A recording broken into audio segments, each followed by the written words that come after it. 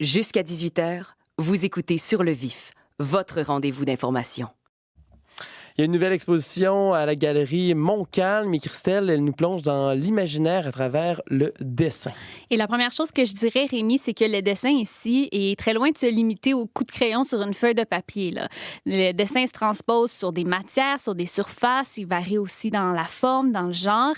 Et il y a des petites œuvres intimistes. Il y a une grande installation aussi. Alors, dans les grandeurs et les formes, ça varie beaucoup.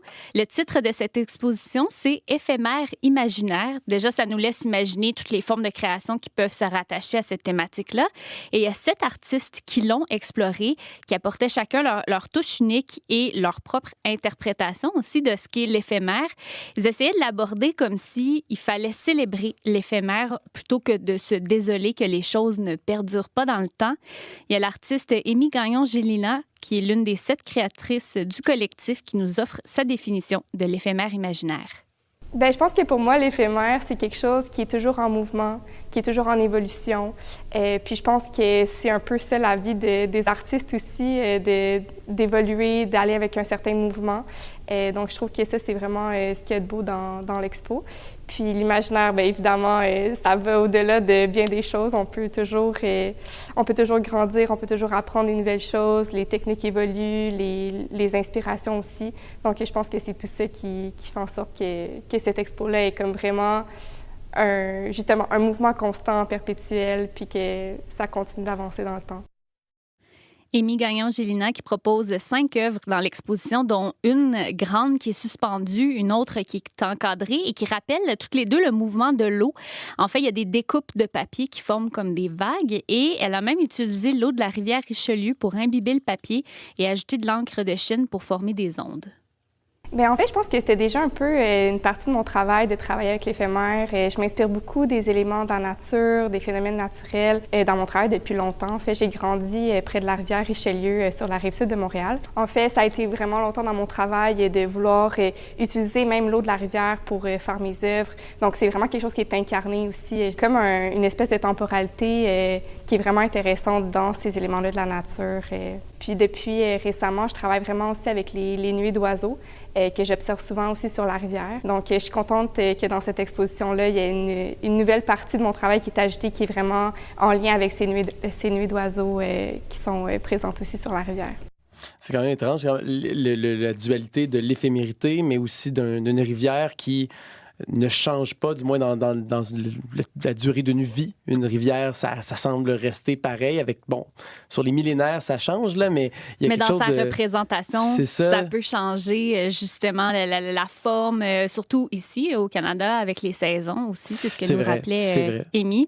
Elle nous parlait aussi de nuées d'oiseaux qu'on retrouve dans ses œuvres à la Galerie Montcalm, entre autres sur 2...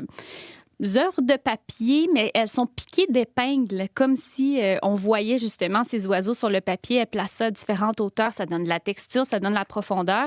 C'est très intéressant et la douceur des œuvres d'Amy Gagnon-Gélina est en contraste avec celle d'autres artistes dans la galerie, notamment le travail de Francesca Panzerini qui comprend des œuvres de papier et d'autres qui sont moulées.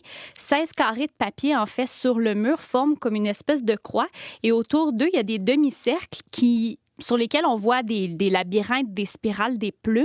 Et ça nous fait penser à des cerveaux qu'on verrait de haut avec des neurones interconnectés. Et la connectivité et les labyrinthes ont une signification particulière pour Francesca Panzerini.